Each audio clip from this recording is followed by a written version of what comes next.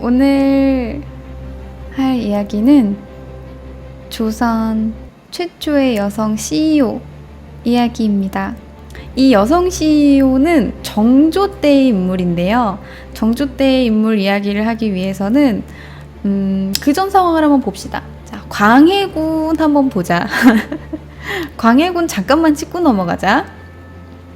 자, 광해군이 인조반정으로 내려오게 되죠. 대동법을 열심히 시행을 하다가 인조반정으로 내려오게 되는데, 와, 사람들이 불을 끄겠다고 와 소방 호스를 막 틀었는데 물이 아니라 기름이 새어나오고 있었어. 인조가 딱 올라갔는데 파이야예요. 완전 불이 붙어버렸어. 신하들이 편가르기를 해가지고 붕당붕당 막 여기저기 돌을 던지고 자기들끼리 싸우고 난리가 났어요. 붕당 정치의 시대가 시작이 된 겁니다. 왕이 있어도 실권은 당파한테 있는 거나 마찬가지였어요. 막 팔을 나뉘어서 싸우기 시작하고 막 이게 인조, 효종, 현종 막 이렇게까지 이어졌단 말이에요.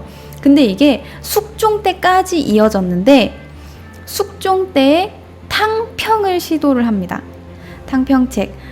너네 싸우지 말고 이제 좀 평화롭게 지내자. 이겁니다. 그냥 쉽게 이야기해서. 그래서 요 탕평책이 숙종, 영조, 정조 때까지 쭉쭉쭉쭉 내려가게 되는데 차례를 보면 숙종한테는 여러분 누가 있었죠? 숙종이 총애하는 여자 장희빈, 장옥정이 있었죠. 그런데 그 장희빈과의 사이에서 낳은 아들이 있었어요. 숙종과 장희빈 사이에 낳은 아들이 있었는데 그 아들이 바로 경종이에요. 하지만 이 경종은 너무나 병약해서 아들도 낳지 못하고 금방 죽어버렸거든요. 자, 그러니까 경종의 동생이 올라옵니다. 숙종과 무술이 동의와의 사이에서 낳은 연인군이 즉위를 하게 되는데 그가 바로 영조입니다. 그런데 이 영조는 즉위한 이후부터 독살설에 꾸준히 휘말렸어요. 왜냐하면 경종이 간장게장이랑 감을 먹고 사경을 헤매게 되는데 이때 세제였던 경종의 동생이었으니까 세제였던 이 연인군이 형, 약 좀 먹고 털고 일어나야지 라고 하면서 인삼과 부자를 달인 상당히 독한 약을 경종에게 주었는데 경종이 이걸 탁 마시고 와 우리 동생이 준 거라 약발에 잘 받나봐. 뭔가 혈색이 돌아오는 것 같아. 와 하다가 깨꼬닥하고 죽어버렸어. 잠깐 혈색이 돌아왔다가 금방 죽습니다. 그래서 이 연인군이 왕에 즉위하기 위해서 자신의 형이었던 경종을 죽인 것이 아니냐라는 말이 많았는데 이 영조는 또 그렇게 마냥 나쁘게만 볼 게 아닌 게 자신을 견제했던 소론의 인물들도 등용을 하면서 탕평을 위해서 상당히 많이 노력을 했어요.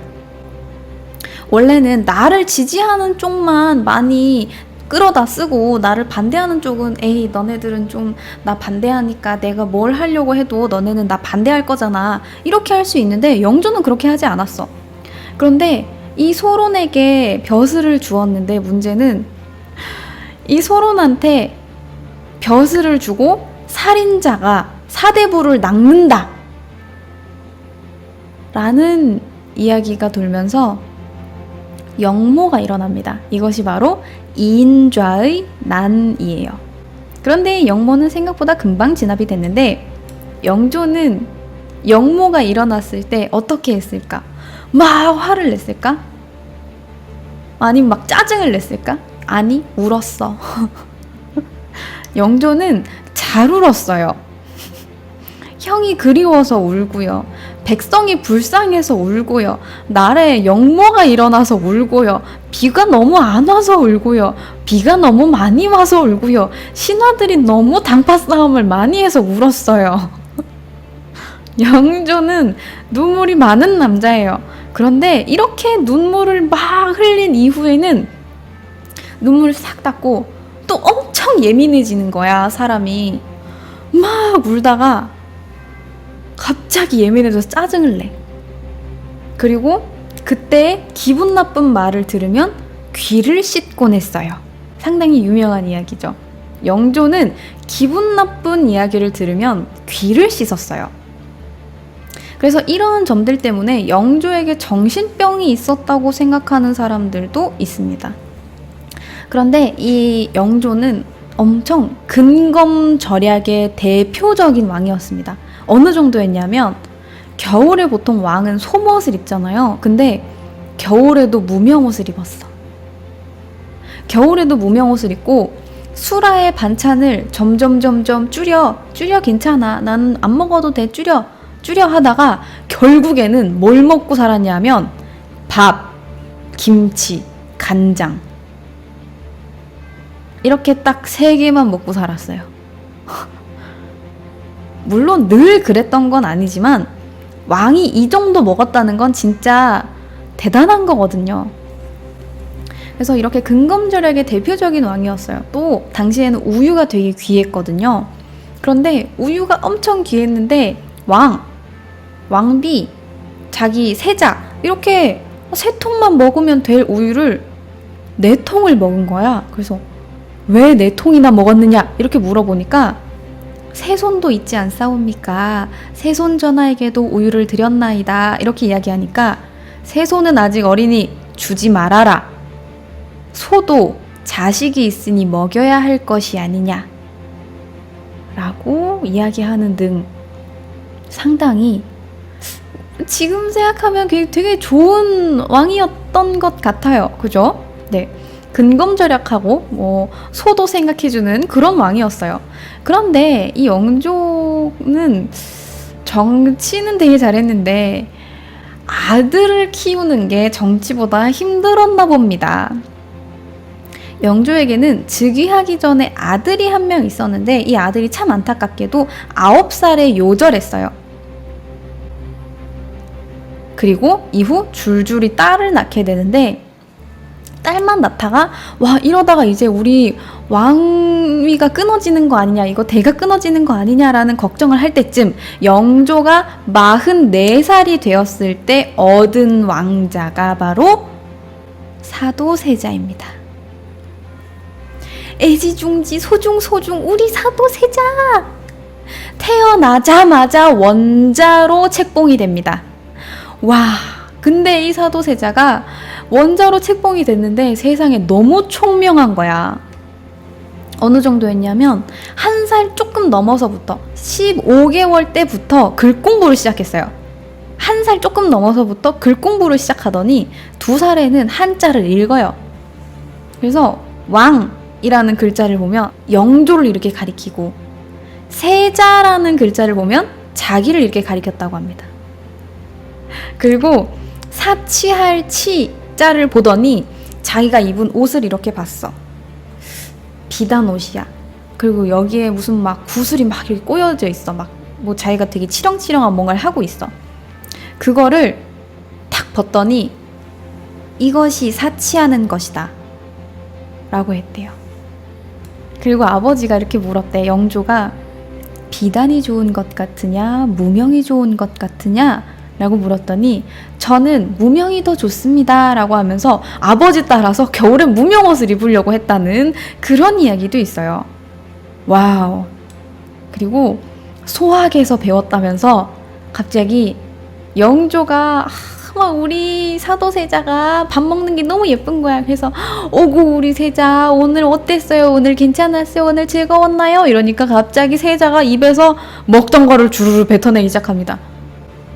왜? 무슨 일이 있느냐? 음식에 독을 탔느냐? 이랬는데 소학에서 배웠사옵니다. 아버지가 하문하시면 입에 있던 것을 뱉고 대답하라고 하였사옵니다.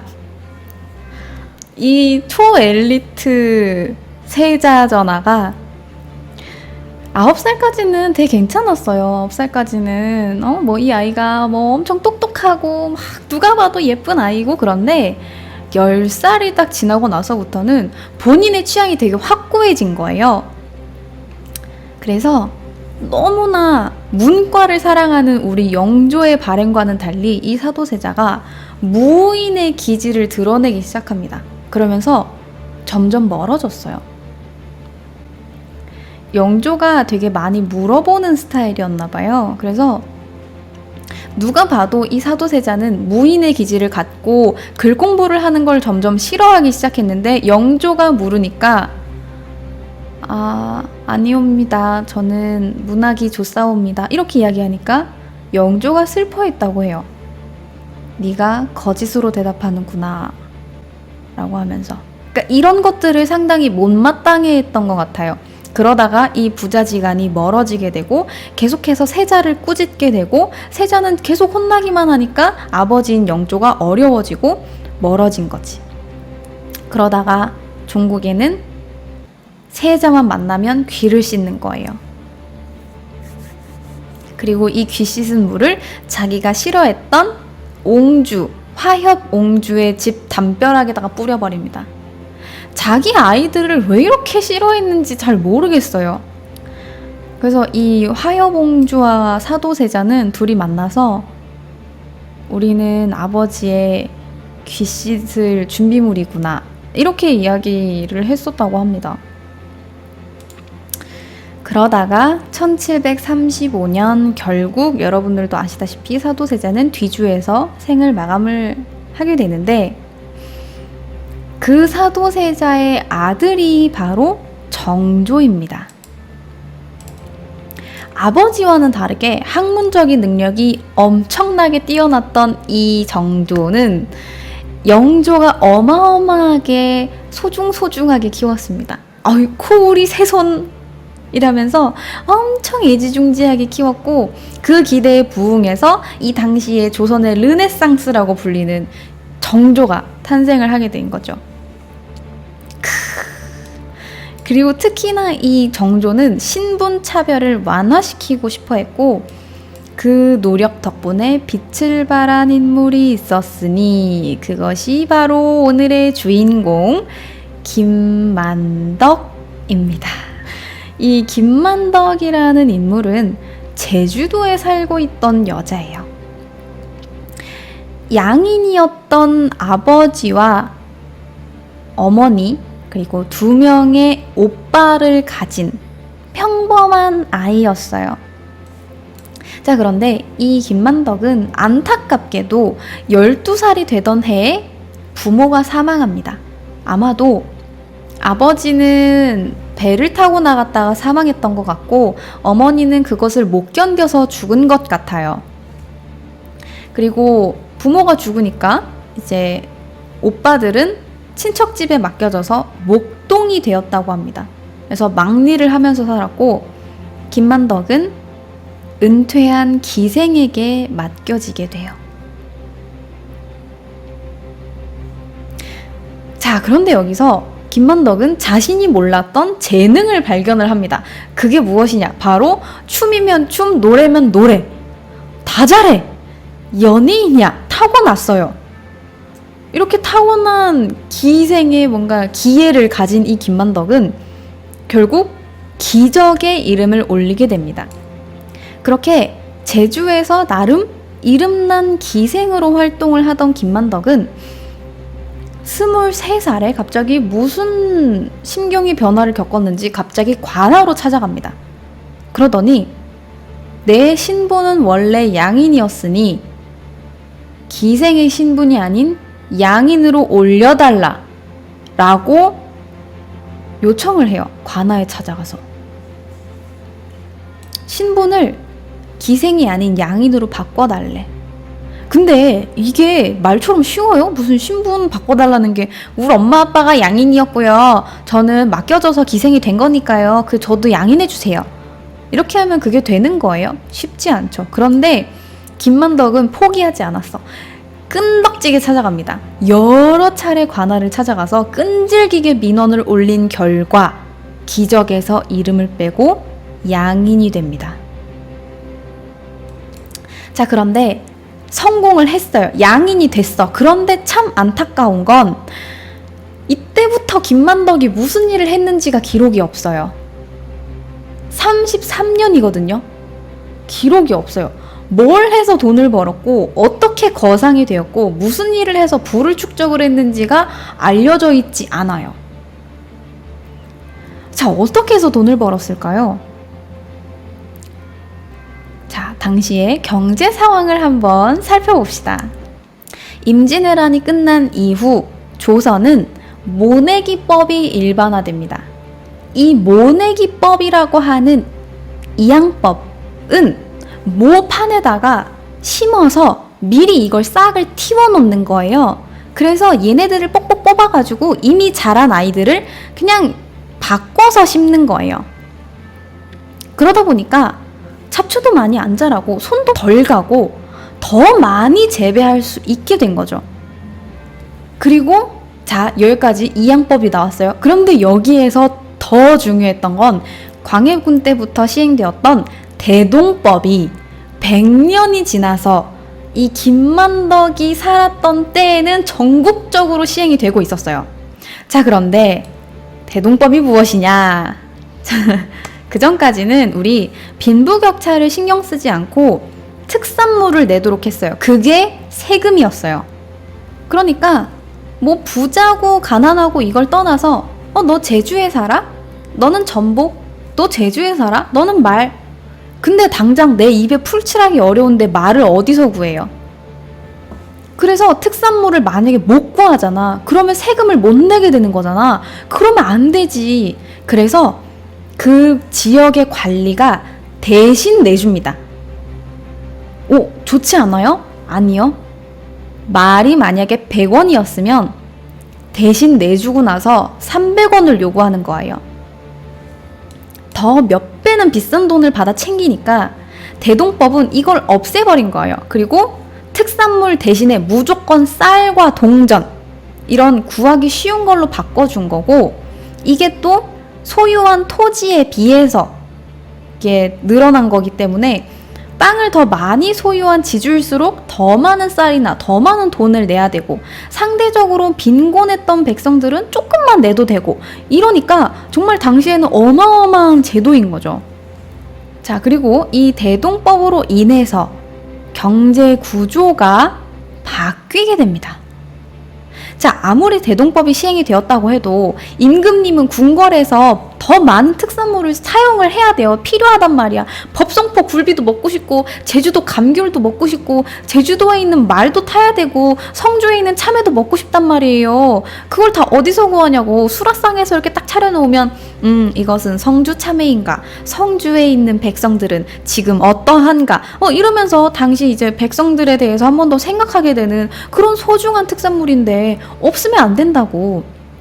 자, 그러면 대동법이 있어요. 특산물을 어떻게 얻을 수 있을까요? 걷었던 쌀이나 돈으로 사면 되는 겁니다. 그죠? 그래서 공인이라는 상인을 고용을 해서 각 지역으로 보내서 정부에 필요한 특산물을 사들이게 만든 거예요. 그러다 보니까 이동을 해야 되니까 쌀보다는 좀 관리하기 편한 돈을 더 많이 사용하게 되었고, 이때 쓰이기 시작한 게 상평통보죠. 이렇게 경제 구조가 바뀐 거야. 자본주의의 초기 모습이 이때 드러나기 시작한 거예요. 자, 그러면 자본주의의 특징이 뭐죠? 돈이면 다 돼. 다 되는 거야. 양반? 웃기지 마. 돈으로 사겠어. 이게 되는 거라고. 그러다 보니까 돈만 많으면 여자라고 해도 성공할 수 있는 시대가 된 거죠. 그리고 김만덕은 그때 느낀 거예요. 기생을 5년 동안 하면서 기방을 찾은 여러 양반, 장사치, 백성들을 보면서 자신도 이제부터 돈만 있으면 성공할 수 있고, 이제 아무리 제주도에서 해녀가 물질을 하고 기녀들이 기회를 팔아봐야 더 이상 성공하기가 힘든 거예요. 이제는 생산이 아니라 장사를 해야 되는 거야. 장사를 해야 되고 사업을 해야 되는 거예요. 그렇게 김만덕은 사업을 시작했을 겁니다. 당시에는 섬에 있는 여자들은 육지로 나갈 수 없었어요. 자, 어떻게 했을까요? 첫 번째, 육지에서 나는 특산물에 대한 제주도민의 수요를 조사를 합니다. 그러니까 성주 참외를 제주도민이 얼마나 좋아하는지, 법성포 굴비를 얼마나 제주도민이 좋아하는지, 어떤 걸 더 많이 찾는지 이걸 조사를 하고요. 두 번째, 제주도 특산물에 대한 육지의 수요 조사를 합니다. 제주도 말을 어디에서 얼마나 더 많이 찾는지, 제주 감귤을 어디에서 더 많이 찾는지 이걸 조사를 한 뒤에 교환을 하면서 수수료 이익을 챙기는 겁니다.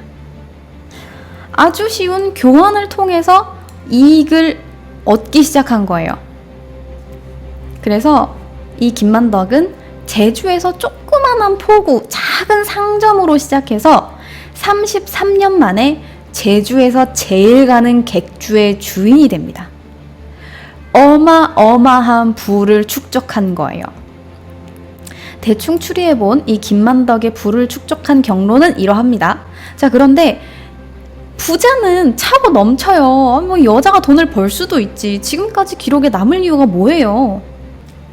김만덕보다 더 돈 많은 사람이 있었을 텐데, 그치? 자, 그런데 문제는 1793년에 일어납니다. 제주도에 기근이 생겼어요.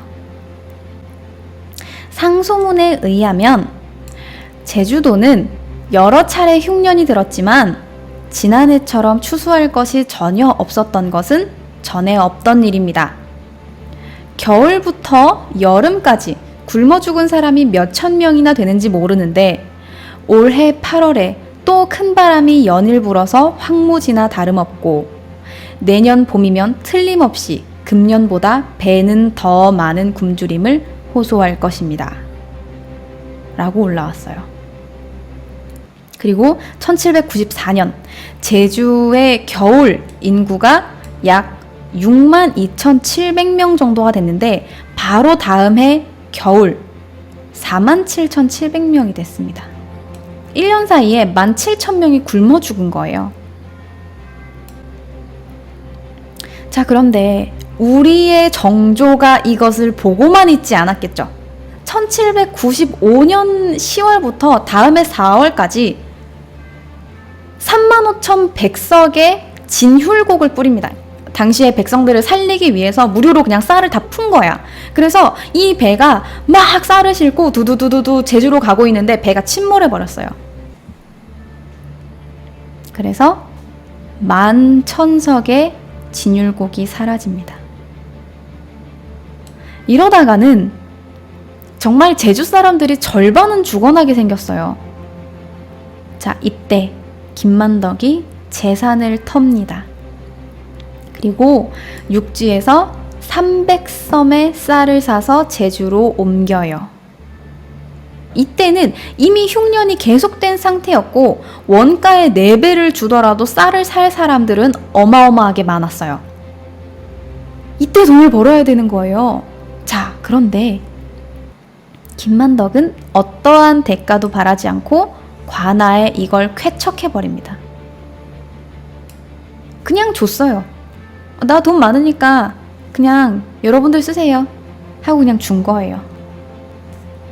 이로써 제주도민들의 식량 사정이 한결 나아졌고 사람들 사이에서 와, 김만덕이라는 여자가 있대. 김만덕이라는 여자가 쌀을 사서 우리한테 풀어준 거래. 와, 대단하지 않아? 이러면서 김만덕이 되고 이 제주도 사이에서 유명해지다 보니까 이 기부에 대한 보고가 조정에 올라가게 되고 조정에서도 관심을 가질 수밖에 없었던 거예요. 그래서 너무나 황송하게도 조정에서 네가 그렇게나 기부를 대단하게 했으니 나라가 할 수 없는 걸 네가 했으니 우리가 포상을 내려주겠다 라고 했어요. 자, 그런데 사실 이렇게 기부한 착한 사람은 김만덕만 있었던 게 아니에요. 다른 사람들도 기부를 했고 나라의 포상을 받았어요. 그런데 김만덕은 포상을 받지 않습니다. 저는 그런 거 안 받을게요 라고 이야기하면서 조정에 역제안을 합니다. 전 포상 같은 거 필요 없고요.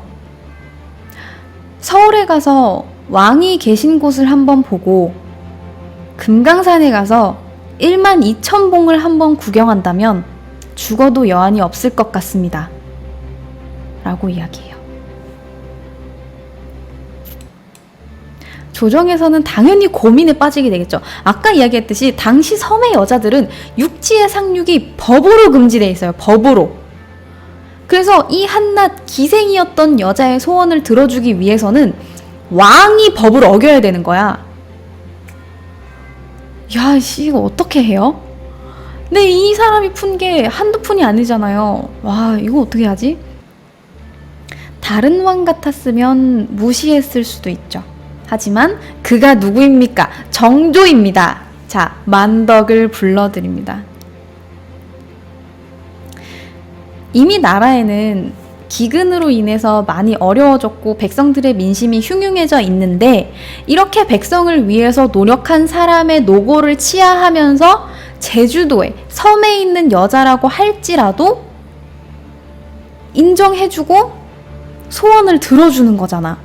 그럼 뭔가 백성들 사이에서 와, 우리 왕이 이만큼 대단해, 이만큼 아량이 넓어, 뭔가 사람들이 더 많이 도와주면 좋겠다 라는 이런 희망이 생길 거라고 생각을 했던 것 같아요. 그래서 정조의 허락으로 1796년에 김만덕은 육지로 가는 배를 탑니다. 자, 그런데 김만덕의 소원이 뭐였죠? 왕이 있는 곳을 한번 보고, 왕을 한번 보고. 평민이 왕을 어떻게 봐요? 자, 그래서 정조가 특별히 내의원 차비 대령 행수라는 직책을 내려줍니다. 명예직이죠. 그러니까 내의원에 있는 여자 간호사 대빵을 준 거예요. 그래서 치료하기 위해서는 왕을 봐야 되잖아. 그래서 명예직으로 수간호사 같은 직책을 주고 왕을 한번 볼 수 있게 해준 거죠. 그래서 왕의 얼굴을 본 김만덕은 금강산으로 떠납니다. 금강산으로 유람을 하는데 이때 김만덕의 나이가 거의 환갑이었어요. 정말 나이가 많았거든요. 그렇기 때문에 정조가 또 특별히 이야기를 합니다. 김만덕이 금강산으로 가는 곳에 있는 모든 지방행정 관료들은 그녀에게 모든 편의를 제공해주라 라고 명령합니다. 그렇게 김만덕은 금강산 유람을 마친 뒤 다시 제주로 돌아와서 일을 계속했고 결혼하지 않고 양아들만 입양을 해서 양아들을 키우다가 1812년 74세의 나이로 사망합니다. 그리고 유언을 남겨요. 우리 양아들의 기본 생활비를 제외하고 모든 재산은 우리 제주도민들의 빈민들에게 기부하라 라고. 그래서 이 김만덕의 묘와 사당은 모충사라는 이름을 얻었고 공덕비가 세워졌으며 기념관까지 생깁니다. 2015년에 김만덕 기념관이 개관을 했다고 해요. 네. 어마어마하죠. 자, 그런데 우리는 이 김만덕이라는 여성에 대해서 그녀가 했던 일만 알아요. 그죠? 어떤 인간이었는지는 잘 몰라.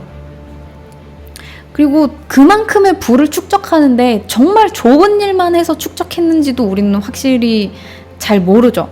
뭔가 그 정도 장사를 하고 그 정도의 부를 축적하려면 뭔가 모진 구석도 있어야 할 테고 그럴 텐데 어쨌든 그녀에 대한 인간적인 면모는 잘 모르지만 어쨌든 여성으로서는 당시에 일궈낼 수 없을 거라 평가되었던 일들을 해냈고 그리고 제주도민들의 생명을 어찌되었든 살렸고 결국 죽어서까지 유산을 다 기부를 한 걸로 보아 아마 포부가 대단했다고 봐야 될까요? 칭송받을 만한 일은 맞죠. 그래서 이 김만덕이라는 이름이 지금까지 회자가 되고 기념관까지 세워지게 된 거겠죠. 이렇게 해서 오늘 컨텐츠 마무리하도록 하겠습니다. 이렇게 오늘은 조선 최초의 여성 CEO 김만덕 이야기를 해보았어요. 자, 듣느라 고생하셨습니다.